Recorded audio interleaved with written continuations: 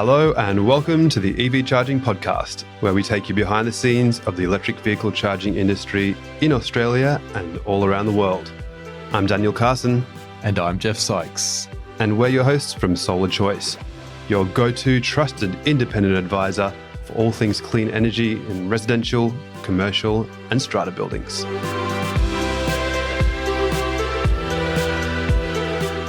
Today, we're chatting to Shaz and Piers from MyEnergi, the UK-based company who make one of Australia's best-selling home chargers, the Zappi. Shaz Shadan is the Managing Director of MyEnergi APAC, while Piers McHenry is the International Sales Director for MyEnergi based in Ireland. In this episode, we cover the challenges of bringing a charger into a new market, and Piers talks about some of the key differences between the European market and the Australian market for home EV chargers. We hope you enjoy it. Welcome to the EV Charging Podcast. We're here today with two special guests all the way from the UK. We've got Shaz Shadan. He's the country manager for MyEnergi. Our installers may know the popular EV charging brand Zappi. The company behind that is MyEnergi. And also joining us today is Piers McHenry. He's the International Commercial Director and joins us from Ireland. So welcome, Piers and Shaz, to the podcast. Thanks for having us, guys. Great to be here, yeah. Great. So look, to kick things off, Shaz, I thought I might ask you a little bit about some of your previous career. I understand you're perhaps a beer baron in a previous life. Yeah, guilty as charged. So relatively new to the renewable space. MyEnergi was started in a small working class town up in the northeast of England, my hometown. So that's how obviously I've become involved with the business. So watched it grow in the background. But yeah, I've worked in various other roles, mainly around sort of operations and sort of like running of companies. So usually find myself in roles that involve daily firefighting and sorting out anything that's going wrong and trying to get everybody back on track. So grew the beer business, very successful in the local area, big regional brewery. So very different to this world, but I think a lot of this stuff translates over. So we had a production facility. Obviously we produce chargers, very different, but the principles stay the same about quality and consistency.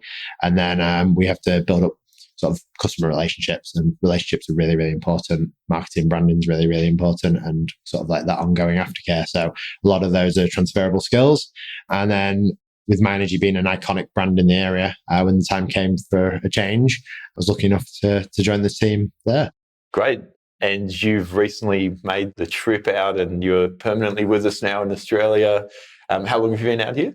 I am. So I came out for Everything Electric in February and never went back. How are you enjoying it? Absolutely loving it. Yeah. So we've got family living in Australia and we'd been out many times before. I've got two young boys. And yeah, it'd kind of been on the cards. We looked at moving out before COVID and COVID put a stop to that. And then I joined MyEnergi in a group role. So I was global operations manager previously. So I was working with Piers to look after the different subsidiaries. We obviously sell into dozens of countries and have offices in 5 or 6 countries around the world. And then when this opportunity came up, I was like, this feels like it's lined up and let's jump on it and make the move. So I haven't looked back. So loving it. Great. So Piers, you were formerly the managing director for MyEnergi in Ireland, currently Irish and reside there, I understand. And so tell us a little bit about that role and how that translated into your current role for MyEnergi. Yeah, so the relationship with MyEnergi actually started even before that. So I've been in the solar installation business since 2010, and it's set up in Northern Ireland as an installer. That then moved towards distribution for the island of Ireland and into GB as well. So with my distribution business at the time, I was the first person to ever buy the Eddy, which is the part of it for MyEnergi. And I can still remember doing the deal at my kitchen table in Ireland on the phone to Jordan, the co-founder, to forward buy the first batch of Eddies. And still have the messages of, Jordan telling me that the Eddies were coming to Ireland and the excitement of a new product in that market at that time. We done really well with the MyEnergi brand. Obviously, Zappi followed. We had the Hub, the Harvey, really great products at that time, and they stood the test of time. But as the distribution business really started to go well in Ireland, then the conversation came up about MyEnergi Ireland. So I became MD in, I think around 2021. And from that, we went strength to strength because we could open up more conversations with the likes of the big wholesalers in Ireland, the energy suppliers, the OEMs, leasing companies, and we're market leaders in Ireland. And then with that, Jordan and Lee had asked me then to step more into a group role. So actually moving from one subsed, MD of that subsed, went to international sales director. So was responsible for all the international subseds, barring GB. And then from January this year, I've made group commercial director. So responsible for all revenue now. Yeah, okay. Well, look, before we get too deep, let's just set out for the listeners. MyEnergi, is the overarching company, and underneath that you have a number of products. I think in Australia, a lot of people will be familiar with the Zappi, the EV charger, or possibly the flagship product of MyEnergi, but there's also the Eddy and the Harvey. So can you tell us a little bit about what they are? Yeah, so the first product actually was the Eddy, which is the part of it, which is primarily used to heat water with excess renewable energy. So that was the first product that we went to market with. Zappi quickly followed, and it was really, as you say, is the flagship product now. So the first charger in the world to be able to charge your car with excess renewable energy, whether that's from the sun, wind, hydro, whatever. So a really novel product. And the Harvey then is a wireless CT. So installers love the Harvey because they can get home to their families a bit quicker in the evening because they're not hardwiring, for an extra hour and a half, saving materials and that as well. So the ease of installation with the Zappi and the Eddy along with Harvey is really what took off in GB and Ireland. And also now we have the Libby in GB and Ireland, which is sort of rounded the circle of our ecosystem. And the interoperability of that in our app, changing priority of the devices. In Australia, Shaz is shouting for the Libby as well. And, in the near future, we'll have that coming to Australia as well, which will be really exciting. So really, I think most Australians will think of MyEnergi as an EV charging company, but really we should be thinking about it as a full home electrification company covering all aspects of sustainability. Exactly right, yeah. So we're a HEMS system, really. And we really play on that. And the installers like the fact that they have one company that they, speak to with tech support. And the end customer also likes that they don't have to get in touch with multiple different manufacturers as well. So that's a real big USP of ours. And as I say, hopefully we can round that circle in Australia sometime very soon. So MyEnergi's grown fairly quickly, and I think has been able to establish a position as a leading manufacturer of EV chargers, amongst other things. And obviously, most companies in this space are relatively young compared to other companies. EVs haven't been around that long. But tell us a little bit about the backstory of MyEnergi in the UK and when things started to branch out into a more global perspective. Yeah, so as I say, the company started in probably making products on the dining room table of in Lee Sutton's house, the co-founder, along with Jordan Brompton then. So that's the two co-founders of the company. MyEnergi was formed in 2016. Is really testament to where the company is now. But yeah, started in, making single products, then moved to a factory in Binbrook. So the company was founded in their hometown of, near Grimsby. And everything happened really quickly. I think timing was important there. So obviously, the UK market has gained maturity a lot quicker than here. So right product, right time. And actually the scale, they got a bit of investment in probably maybe 2018, 2019, I think, around that time. And that really catapulted then the been able to produce more and keep up with the demand. So we now, from probably making products on a kitchen table, we now have 60,000 square foot manufacturing facility, in Stallingborough. Top state-of-the-art factory. We take major players there, major customers there, and they're just blown away by the quality of the factory and the office space, and great place to work as well. So in 7-8 years, the growth of the company has been fantastic. That's probably largely becoming a point of difference for MyEnergi, is that the manufacturing takes place in the UK. I think obviously you've experienced lots of competitors entering the market in the past, even 1 year, but over the past 2 or 3 years, most of those have manufacturing facilities in China. And obviously there's potentially cost advantages to do that. So is that something that MyEnergi will, need to consider, or how do you see that playing out in the future?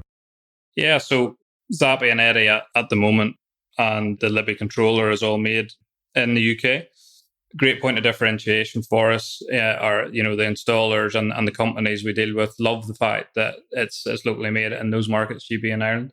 And obviously there's a lot of price pressures, a lot of competition coming in. But actually, as we look at the development of our products, and because the factory is so state of the art, we believe that we can continue to make the products really competitively. And again, we're dealing with, I suppose, OEMs, energy suppliers who have presence in different parts of the world as well. But whenever those companies are in the UK and Ireland, they do want to be affiliated with home brands as well. And that's definitely a real plus for us. And whenever they go, and a lot of people don't actually believe we do make these products in-house. So whenever we can actually show the factory and the quality and everything, I think that really wins people over even more. I think there's an economies of scale there as well. The fact that we've got over 600,000 shipped devices. It's, yes, products coming in from other countries, but often in a lot smaller volumes. And we do have that economy of scale. I also think when people talk about, I know I obviously have price conversations every day. I know we can be very competitive on price and still get in line with where people need us to be. But I don't think price should always just be considered against the purchase price. It's not only the long-term cost of that product. So as Piers mentioned, things like in-country tech support is really important to us. Saving the installer time on a job because they can get hold of tech support quickly, knowing that the product's reliable when they get it out the box, bits aren't missing or broken or just not working right. All of these things, you might not see them in the upfront cost, but they have a cost elsewhere in the lifespan of the product. And it's the same through that warranty cycle and then beyond the warranty cycle. So Shaz, tell us a little bit about MyEnergi's entry into Australia. Obviously, that's your sort of one of your key focuses in your role. From our observation at Solar Choice, we've got a network of EV charger installers that our customers across Australia can request quotes from. And we can see that Zappi is already a very popular brand of those installers. So you've been able to, establish a good presence in the Australian markets.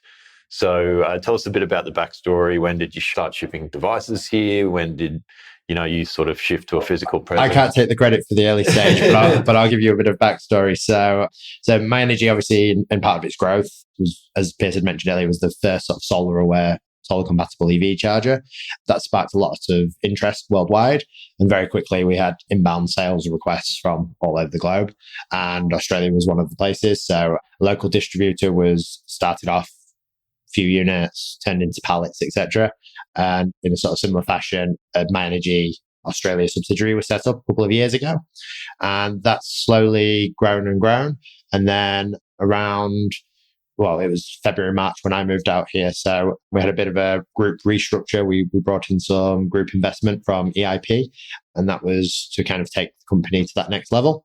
And we had a bit of a change around, and I came in as country manager from March. And really, obviously, with my experience at group level working with Piers, just to see where we can take the company now moving forward. So we've been in market probably for about 4 years, roughly, sold in some format. But sort of we've just moved office and warehouse location in March. And so. I imagine the future is only onwards and upwards, a bigger team, a bigger presence as the Australian market expands. Yeah, absolutely. So obviously we're seeing... if you zoom into EV sales too closely, you see quite extreme ebbs and flows. But when you actually zoom out year on year, it's steady uplift and growth. I think it'll be interesting to see how the Australian market plays out differently to other markets. Yeah, I think that there's a few probably structural differences with the Australian market and some of the European markets. Yeah. One of which I think is just the expanse of Australia. Often, we're in the city of Melbourne, and things are nice and close here. But I think in the back of most Australians' mind is that, okay, well, last year I did that road trip out to somewhere that was 1,500 kilometers away. And, some of the, I guess, misinformation or concerns around range anxiety and things really can be a limiting factor to the EV transition. So I think we've spoken with other guests on this podcast around some of those things needing to get to a tipping point where, people's friends, or there's so many EVs on the road that people sort of realise that these things aren't a big issue. And on the flip side, we've got to keep up with the public charging system to make sure that, we're ahead of the number of EVs on the road. Would that be a fair sort of comparison, or do you think there's places in Europe that might have a similar challenge with EV adoption? I think Australia is definitely a big difference, just the expanse of the land there. I mean, I live in, the north of Ireland, near at the very top of Ireland, and I can drive in 5 hours to the very south of Ireland, so I would only have to stop off maybe once for a charge, and you would need to stop off anyway, to eat or do whatever you need to do within that time. So, the likes of, Ireland, EVs really suit very well. But having said that, Ireland has actually seen a 30% decline year to date compared to last year in BEV sales, after having really great, growth over the last 4 or 5 years. And I think that's just, a time in the market where you have your early adopters, and then there's a little bit of a dip before the mass adoption comes in as well. And we've sort of seen that historically in some of the other countries as well. Germany is actually down 30% this year with BEV sales as well. That's more to do, I think, with the economy in Germany currently, and also incentives being pulled also. So I think government intervention has a lot to play with the uptake of BEV still. But again, GB steady, 12-13% growth year to date compared to last year. And as a whole, again, if you zoom out, as a whole in Europe, sales are looking pretty steady there. But it is an interest in different countries, even within Europe, have very different trends. And even with, Shaz mentioned sales channels earlier, so even how EV chargers are sold in a country is very different. So, for example, in Scandinavia, a lot of chargers are bought online. Online marketplace is a very high percentage of sales. Germany still very strong with the wholesale installer market. But the likes of leasing companies, OEMs, those channels are becoming stronger and stronger because a lot of the early adopters are actually business leases for cars. So the benefit in kind, tax incentives again, so that has a big part to play with actually how EV chargers make their way to a house. And, public charging is important, but I think that's more to do with confidence in the market because people do have range anxiety. But actually, 90% of my charging is done at home or the workplace. But you need to have that comfort, on the times that I am driving to Dublin or Cork, that, you're going to get a charge as well. So it is very important that those two go hand in hand. What sort of things are there that exist in the UK to help customers learn about, is an EV going to be suitable for them? Where can they go to sort of overcome some of these myths? We know there's the Fully Charged podcast, of course, where they do some great stuff. Are there different resources that are available in the UK that we don't have here? I think Ireland's actually are a very progressive place to look there. I mean, we have the Sustainable Energy Authority of Ireland, which is like a one-stop shop for information on all things renewable and including EVs. So people are signposted to an independent source to get information from. And, another thing which the Irish government are doing they're making petrol forecourts now show the difference in pricing between buying petrol or if you're charging with electric. But they take a blend. They don't look at because obviously DC high-powered chargers can be expensive as well, but they take a blend of home charging versus DC. Right. And it's a really good message to show people of how much cheaper it is to actually charge your car. So that's actually displayed at the petrol forecourts as well. Okay. And then also online, they have to publish that. So on the big sign in front of the petrol station, it's got, £2 for your petrol, and then EV would be this. Okay.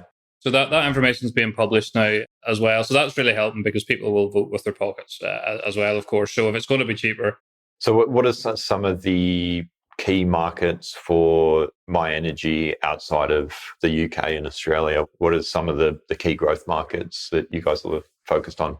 So we're active at the moment with offices in the Benelux region. So in Maastricht in the Netherlands, we have a subsidiary set up there. Fantastic growth in Belgium this year, actually, up over 50% growth. And again, that was down to very, very nice incentives for business car owners. So very excited about the future in the Benelux region.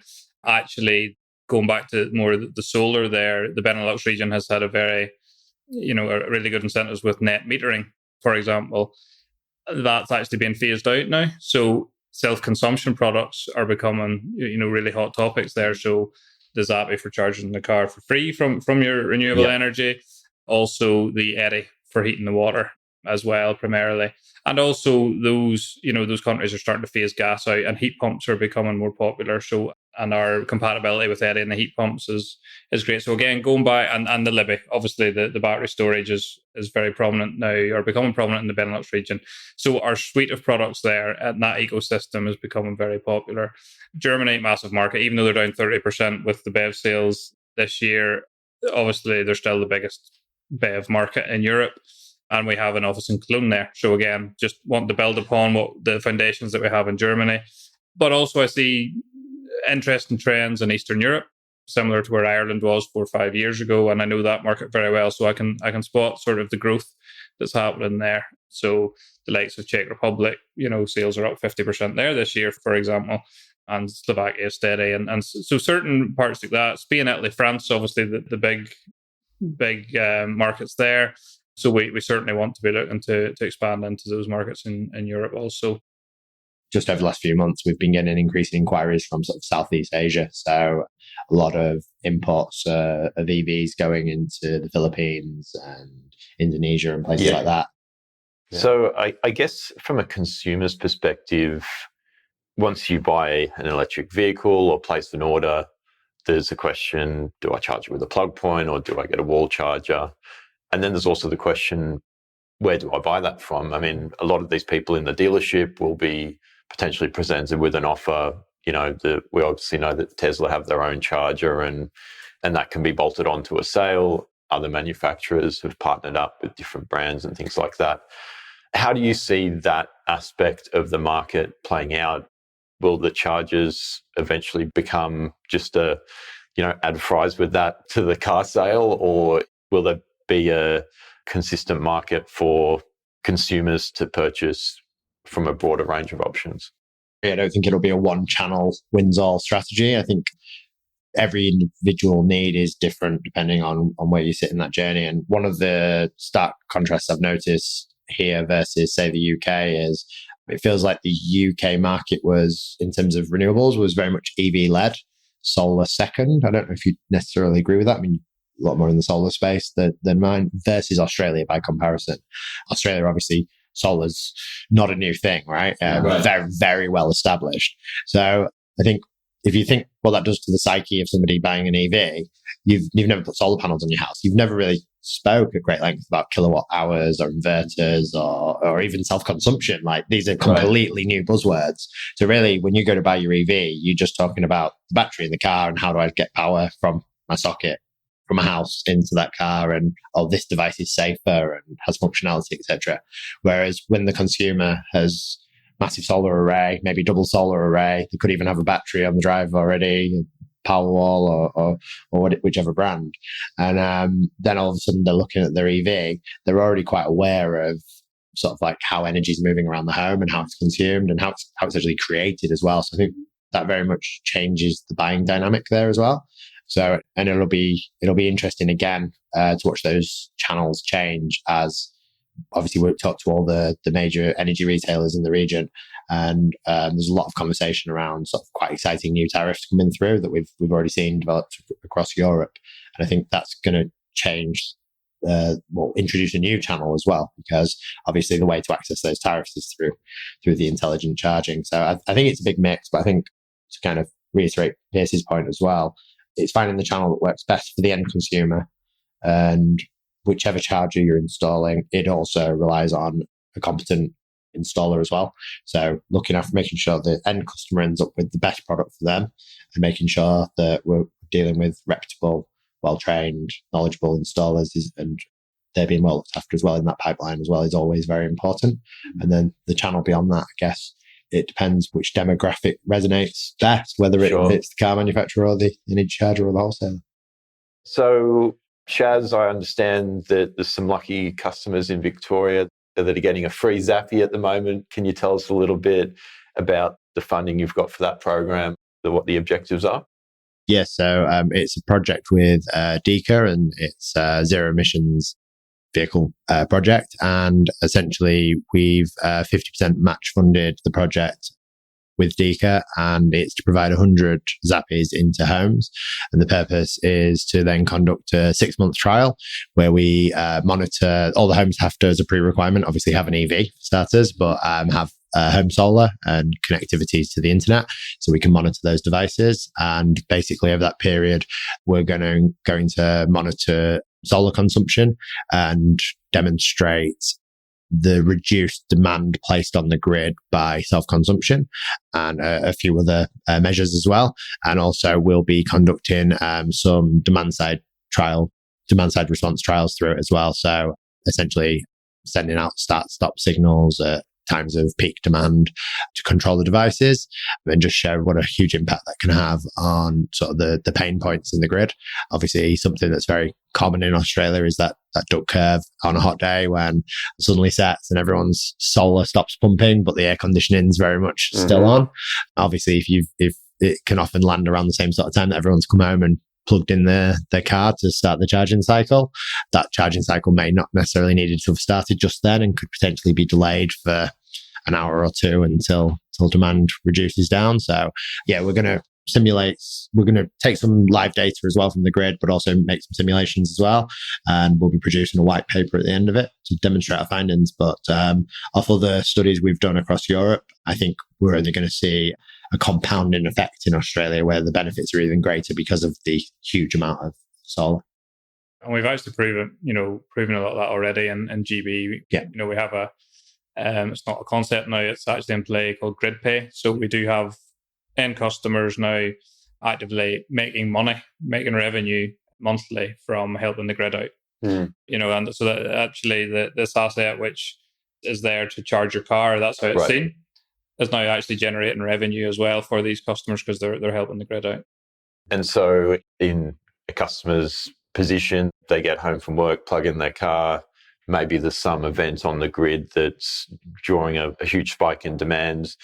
Zappi can come in, or through your network partners can stop the charger on a fleet of potentially thousands of cars and reduce the demand on the grid, and could be as short as 5 minutes, I suppose. Exactly. And there's a payment for that inconvenience, perhaps for a customer, but if they're plugging their car in overnight, it's probably not much of an inconvenience anyway. Yeah, you basically nailed that. It's people they want their car charged by 6 a.m., 6:30 a.m. So if there's a couple of events in between times where they're helping the grid out and they're even getting paid for it, doesn't really matter if the car is charged by 4 a.m. or 5 a.m., And so these customers have really bought into that and are reaping the benefits. We understand there's a very big spike in energy in the UK when Coronation Street finishes and everyone goes to put the kettle on. That's correct. Around 7 p.m. the kettle goes on. There's a spike, and I think Jordan's always says that she's had this vision of MyEnergi to be bigger than Drax power plant, which is 4 gigawatt, I believe, and we believe in the next couple of years we're going to have 7 gigawatt to play with. Wow. So that sort of virtual power plant that we've talked about brings great help to the grid, and because our products are future-proofed and we can do this, and we're continuing to work on that. And again, I think it's we've talked about so much information here in the time we are. It's how we get this across to the end customers. And again, how we do that is with the great relationships we have with the wholesalers, the installers, and the different partners that we have as well. It's you just simply can't do this all yourself, and we appreciate all the business that we have with our current customers as well. That is one consideration I think that we've seen play out with solar manufacturers and other product manufacturers that we work with, is that the customer experience, feedback, and even reflection on Zappi itself largely comes down to the installer that's putting it in, the education that installer gives to the customer, whether they do the job correctly. Obviously, there's pretty clear codes around how an EV charger should get installed, but often it's not the most experienced electricians that are doing these types of installations. So how do you guys manage that and ensure like a customer outcome is great every time, even though some parts of that are out of your control?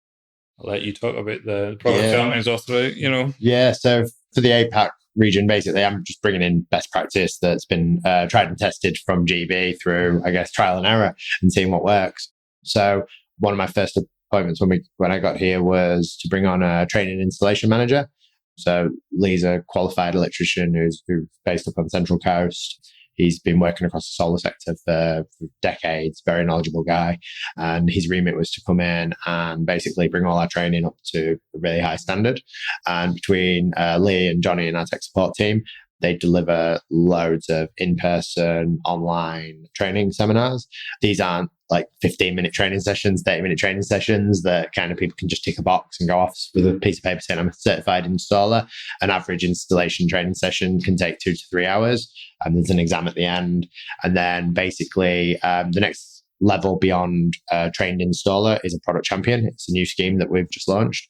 Basically, to become a product champion, you complete our training. Then we invite you to sign up to our product champion charter. So it's not necessarily a contract, it's a charter, but I guess it's best practice. You're signing up to MyEnergi principles to say that you're going to ensure that all your electricians are certified, trained. As a company, you're keeping up to date with things like your public liability insurance, etc., and that you're always going to comply with AS3000 and the standards. And with their commitment to us by going through that due diligence, we then offer obviously, in addition to the training, expedited customer support as well. So Johnny was running through some stats with me the other day. Johnny runs up our tech support team. And I think our average call answer time is under a minute at the minute for installers.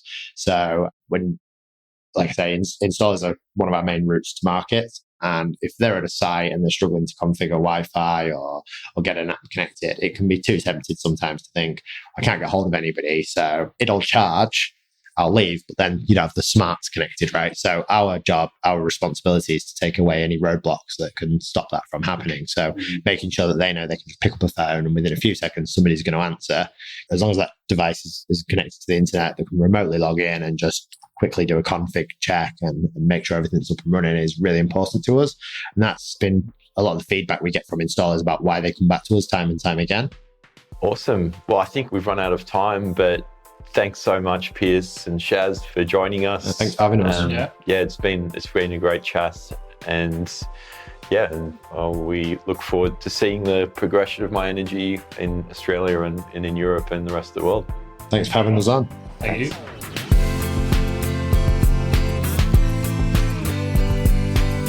So that's it, and thanks for listening to this episode of the EV Charging Podcast. Brought to you, as always, by Solar Choice, Australia's only instant quote comparison service for solar, EV chargers, heat pumps, batteries, and air conditioning systems.